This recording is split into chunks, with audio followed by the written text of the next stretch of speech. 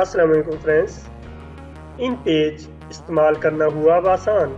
आज की वीडियो में मैं आपको बताऊंगा कि इन पेज 2012 को कैसे इंस्टॉल किया जा सकता है और इसका सेटअप किधर से आपको मिल सकता है। तो चलते हैं वीडियो की तरफ, लेकिन उससे पहले अगर आपने अभी तक मेरा यूट्यूब चैनल फारी टेक सब्सक्राइब नहीं किया, चैनल को सब्सक्राइब कर लें और काइंडली वीडियो को आखिर तक देखिएगा ताकि आपको प्रॉपर इन पेज को इंस्टॉल करने का तरीका और इसका इस्तेमाल समझ में आ जाए।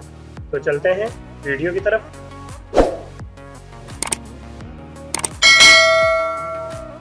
ये देखें, मैंने इन पेज 2012 का बैकअप डाउनलोड करके अपने पास रखा हुआ है।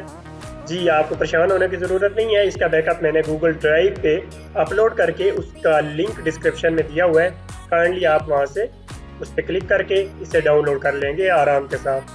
तो चलते हैं इसकी इंस्टॉलेशन की तरफ। डाउनलोड करने के बाद आपने इसको रन एज एडमिनिस्ट्रेटर कर देना है।